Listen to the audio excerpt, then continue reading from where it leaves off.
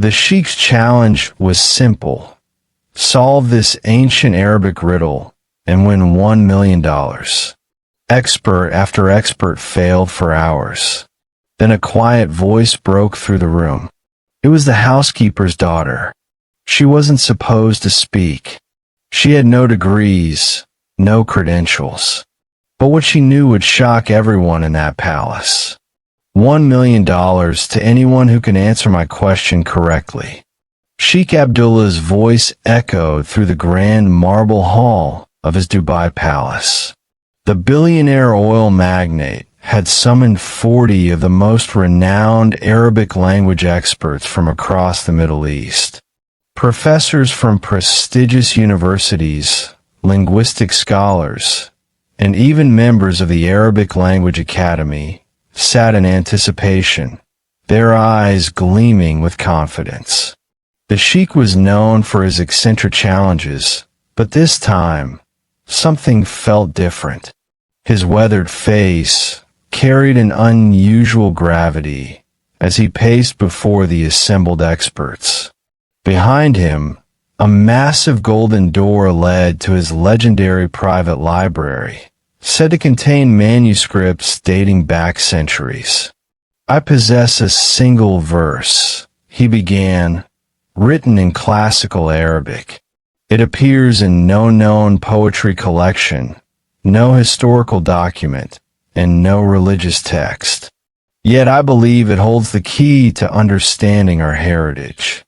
Whoever can tell me its meaning and origin will receive not just money, but my eternal gratitude. The scholars leaned forward, already formulating responses. Meanwhile, in the corner of the room, barely noticed by anyone, stood 17-year-old Layla. Her mother had worked as the Sheikh's housekeeper for 15 years, and Layla often helped after school. She was supposed to be serving refreshments, but the challenge had captured her attention. The morning had started like any other for Layla. She had attended her classes at the local public school, rushed home to change into her simple work clothes, and arrived at the palace just as the distinguished guests began filing through the ornate entrance. She had watched them arrive in their luxury cars, carrying leather briefcases and wearing expensive traditional robes that spoke of their prestigious positions. Each scholar was greeted with ceremonial coffee and dates, their names announced with long lists of achievements and titles. Layla had served many such gatherings before, but never one quite like this. Usually, the Sheikh's meetings were about business deals or charitable foundations. Today, the air crackled with intellectual tension. She noticed how the experts sized each other up, subtle competition flickering in their exchanges of pleasantries. Dr. Hamza from Baghdad kept adjusting his glasses nervously. Professor Amira from Beirut repeatedly checked her notes. The young prodigy from Qatar, barely 30 years old, sat with an almost arrogant stillness, as if the answer would come to him through sheer force of brilliance.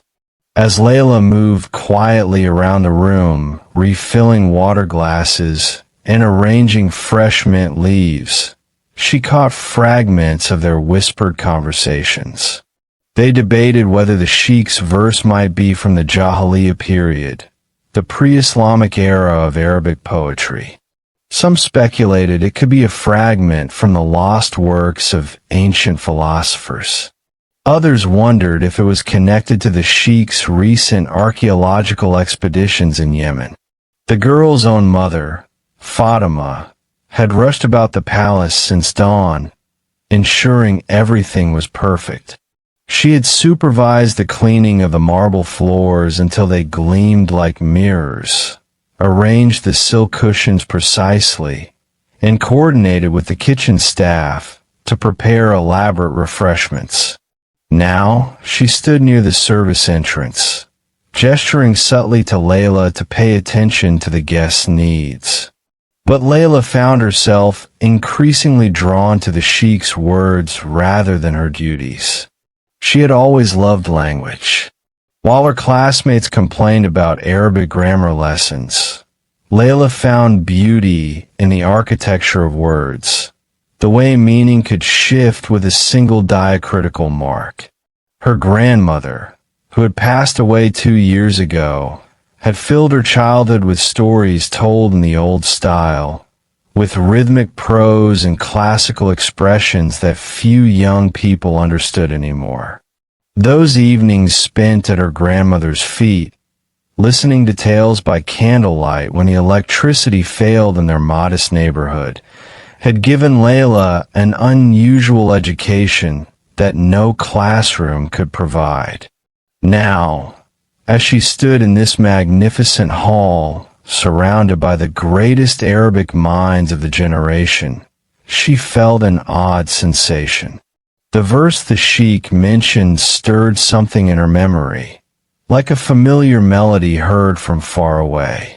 She couldn't quite place it yet, but somewhere in the stories her grandmother had told, in the old songs and sayings passed down through generations of working women, there was a connection.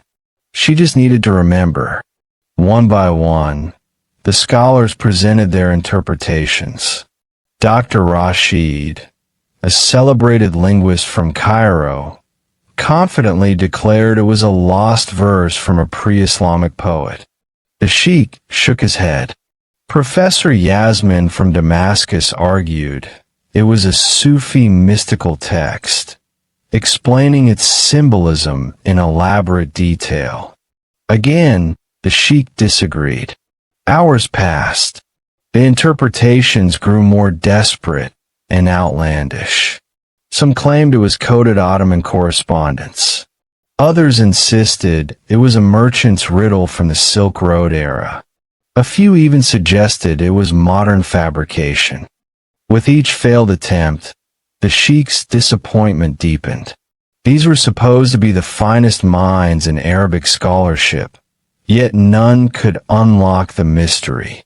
The verse read, "In the shadow of the singing stone, where water remembers its first name, the mother of letters sleeps beside her forgotten children." The 40th expert, an elderly man with a white beard reaching his chest, finally admitted defeat. "Your Excellency, with all due respect, this verse seems to be a riddle without an answer.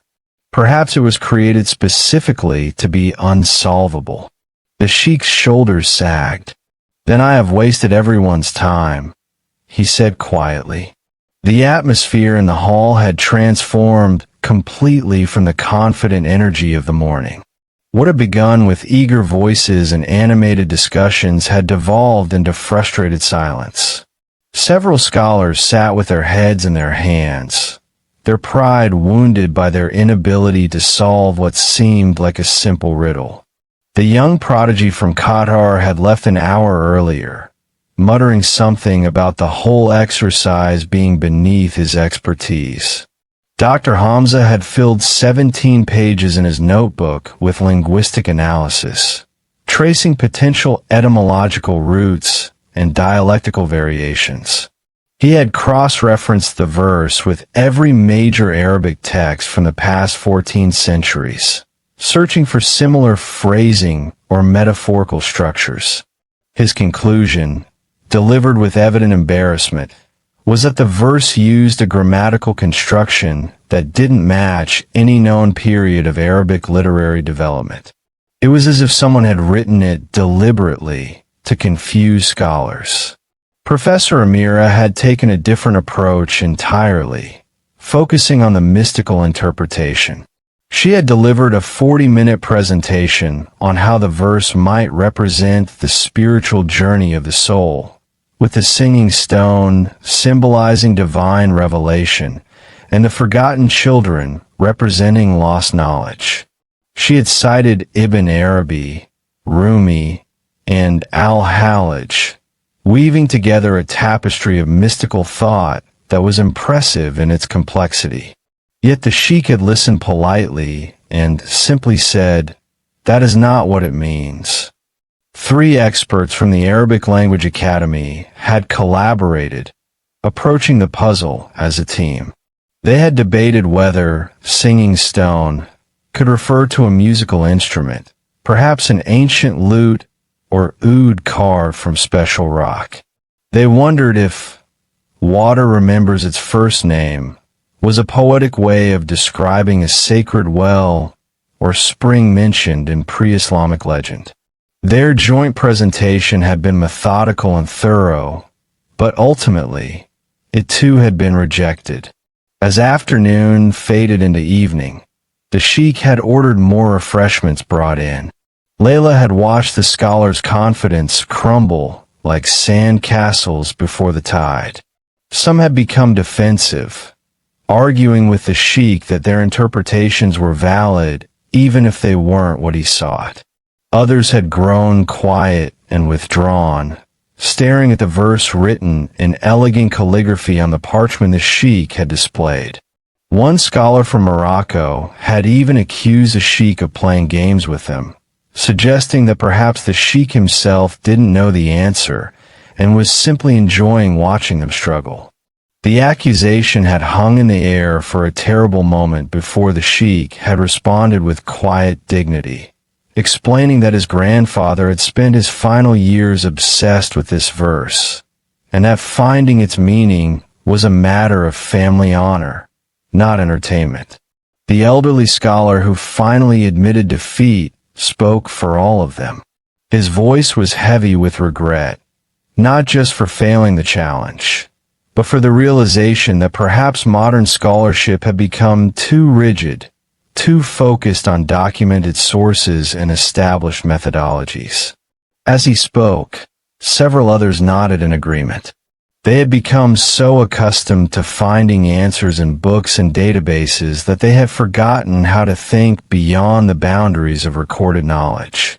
The verse seemed to exist in some space between history and legend, between fact and folklore, and none of them knew how to navigate that territory anymore. As the scholars began gathering their belongings, a soft voice broke through the disappointed murmurs. "Excuse me, Your Excellency." Everyone turned to see Layla stepping forward, her hands trembling, but her voice steady. "I believe I know what it means." Gasps filled the room. Several scholars laughed dismissively. Who was this servant girl to challenge their expertise? Sheikh Abdullah raised his hand for silence. Something in the girl's eyes reminded him of his own daughter, who had passed away years ago. "Speak, child." Layla took a deep breath. The singing stone isn't metaphorical. There's an actual place called Al-Hajar al-Magani in the old quarter of Marrakesh. My grandmother was from there, and she told me stories. Water flows through ancient hollowed rocks, creating musical sounds. The locals call it where water remembers its first name because there's a legend that the first Arabic word ever spoken was water, ma. The room fell completely silent. Even the skeptical professors stopped talking. "And the mother of letters?" the Sheikh asked, his voice barely a whisper. Layla's mother had frozen near the doorway, her face pale with a mixture of fear and pride. She wanted to pull her daughter back, to protect her from the potential humiliation of being wrong in front of these distinguished men and women. Yet something kept her rooted in place, watching as her daughter stood before the most powerful man in the emirate. Dr. Rashid leaned forward, his earlier dismissive laughter replaced by genuine curiosity. He had studied Arabic dialects for 30 years and had never heard of Al-Hajar al-Magani. The specificity of the girl's answer was striking. She wasn't offering vague interpretations or symbolic meanings. She was describing an actual physical location with concrete details. Professor Yasmin pulled out her phone, her fingers flying across the screen as she searched for any reference to this place. Several other scholars did the same, their academic instincts overriding their skepticism. If this location existed, it would represent a significant gap in their collective knowledge, and that possibility both excited and troubled them.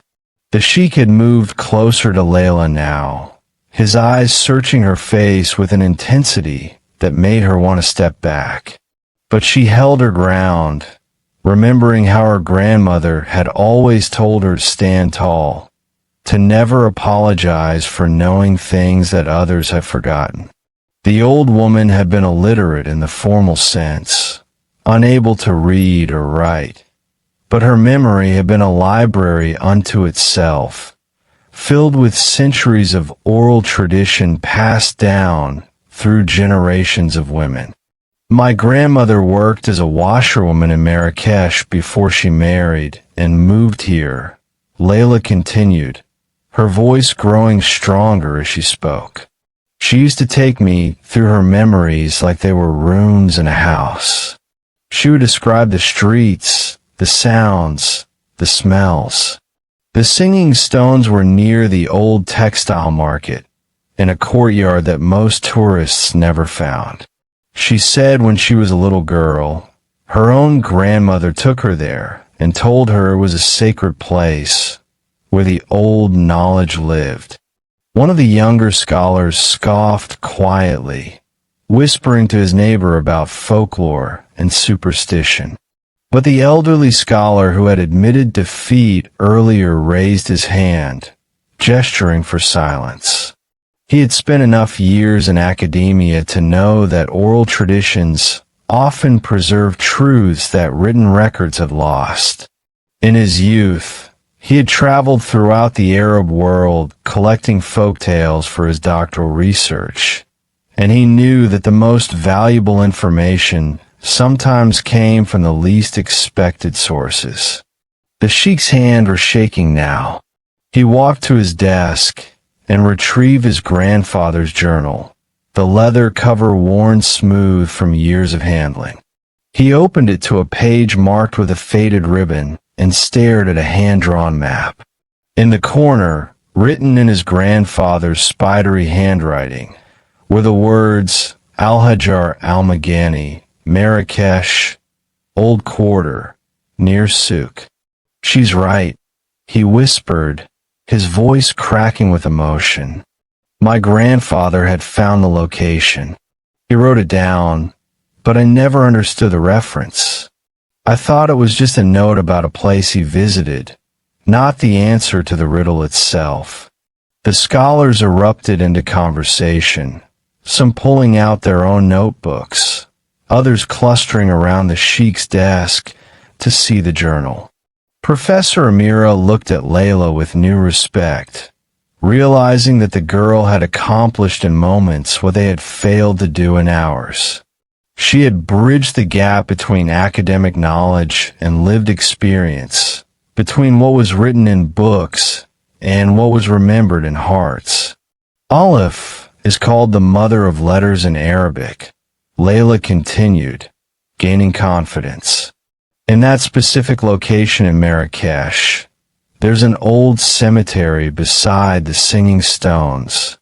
But it's not for people. It's for discarded manuscripts. Centuries ago, because Arabic writing was considered sacred, damaged books couldn't be thrown away. They were buried in special graveyards called Geniza. The cemetery next to the singing stones supposedly contains the oldest known Arabic texts, the forgotten children of Aleph. Sheikh Abdullah's eyes widened. He strode to his desk and pulled out an ancient journal. His hands shook as he flipped through pages. This verse was in my grandfather's diary. He was obsessed with finding this place, but died before he could. I've spent 20 years searching for someone who could interpret it. He looked at Layla with tears streaming down his face. My child, how does a 17-year-old know what 40 experts do not? Layla smiled gently. My grandmother was a storyteller, Your Excellency. While these learned people studied books, She taught me the living memory of our people. She cleaned houses by day, but preserved our heritage through tales at night. She always said the most valuable knowledge isn't always in universities. Sometimes it's in the hearts of ordinary people who remember.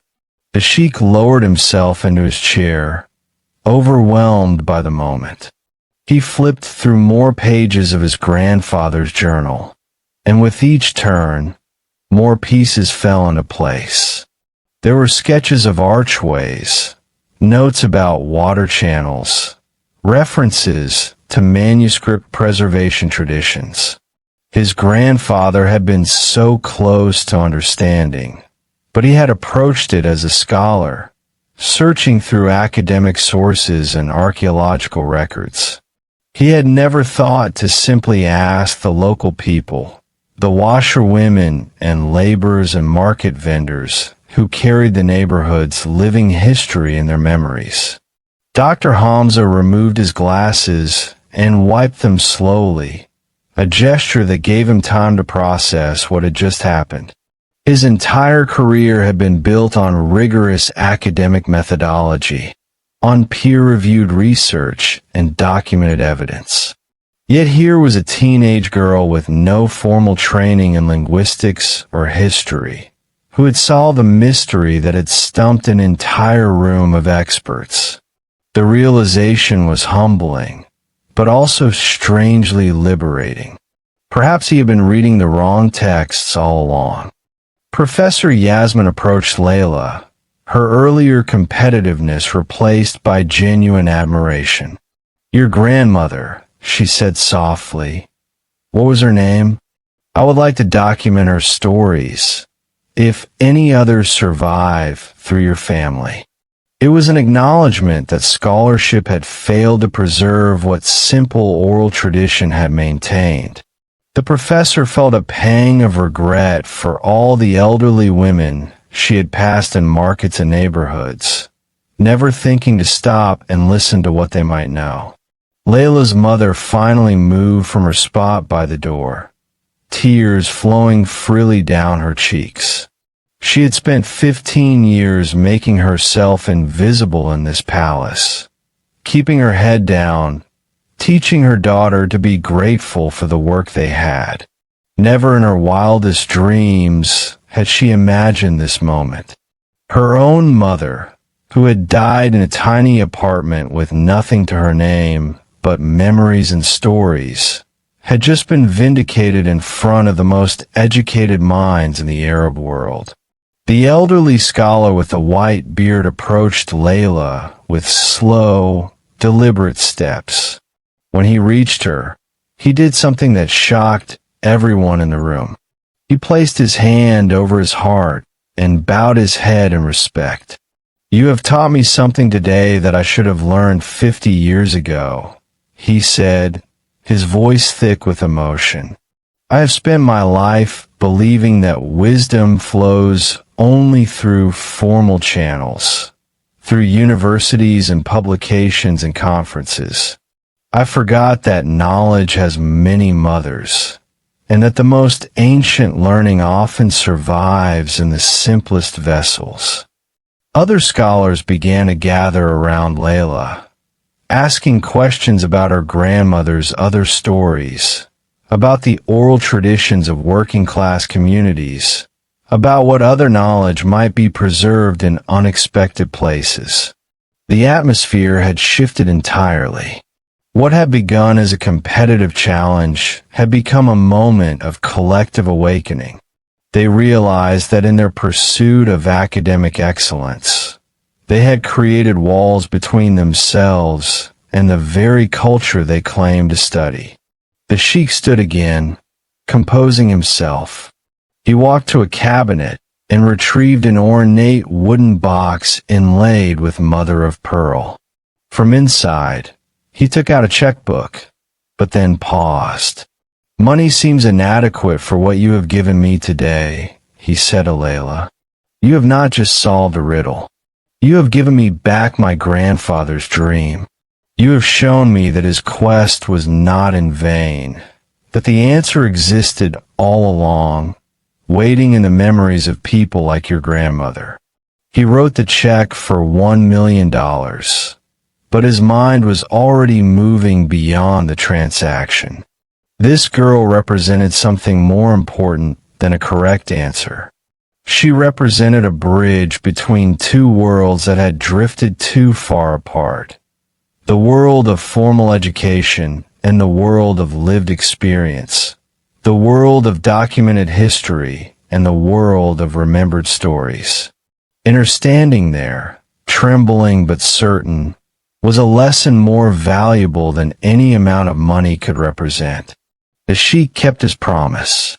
He gave Layla the $1 million, but more importantly, he funded her education at the finest university.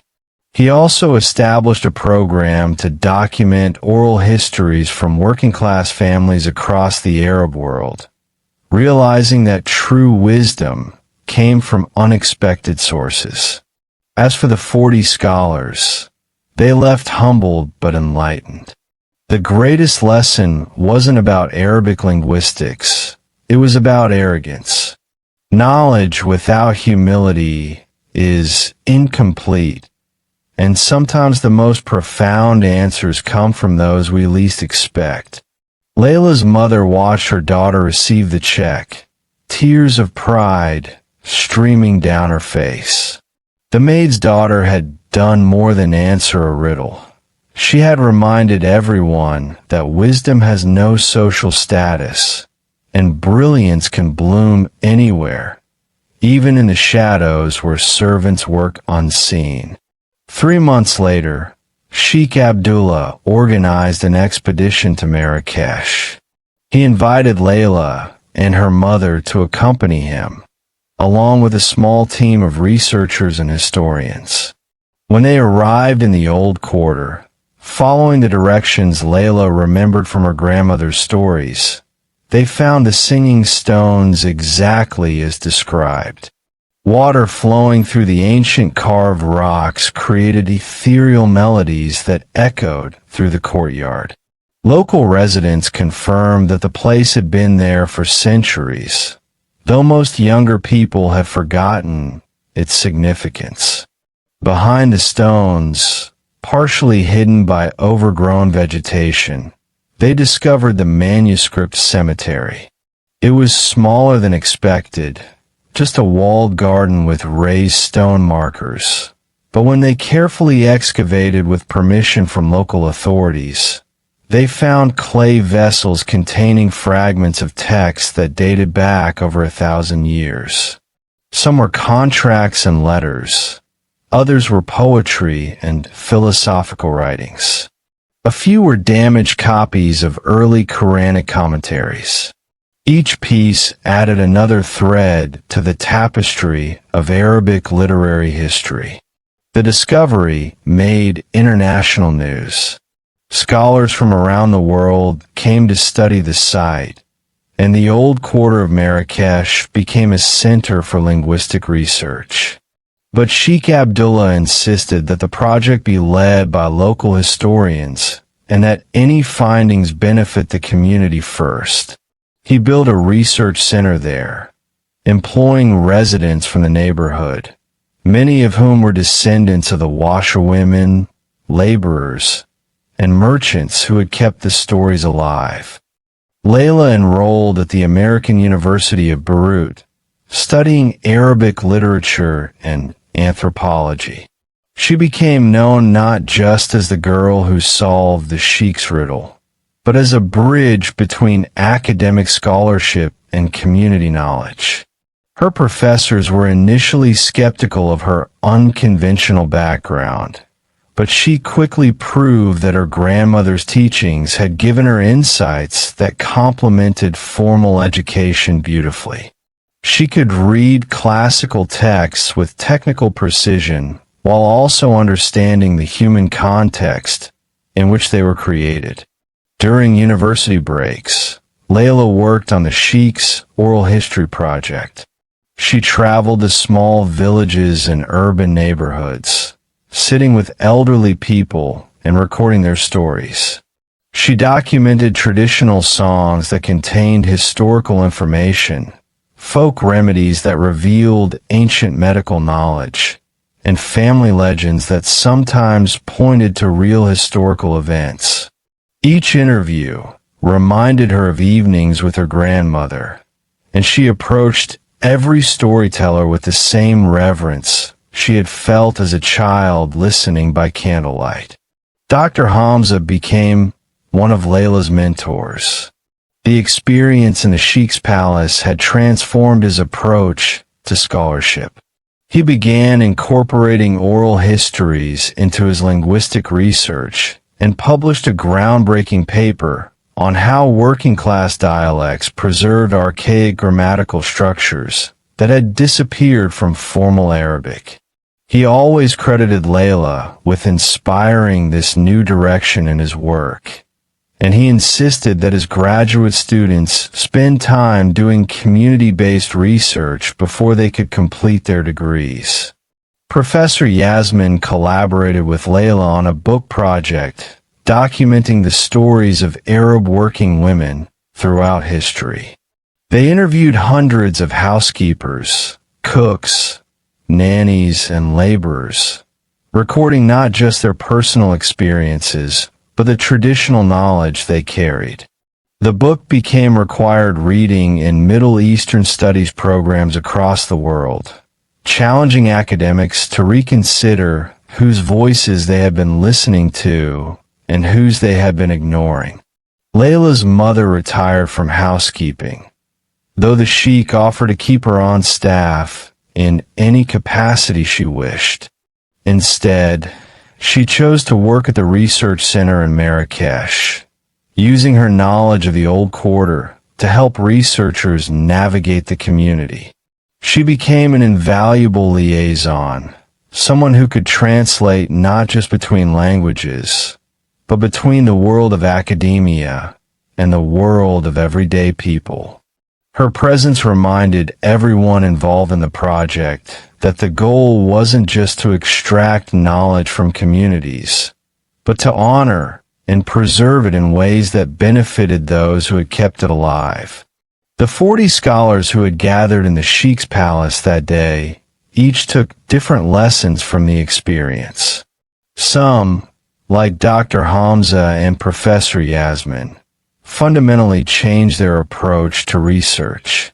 Others struggled with the implications, uncomfortable with the idea that their expertise had limitations. But all of them remembered the moment when a 17-year-old girl stepped forward and reminded them that the universe of knowledge was far larger and more democratic than they had imagined, and that wisdom often wore the simplest clothes and spoke with the softest voice.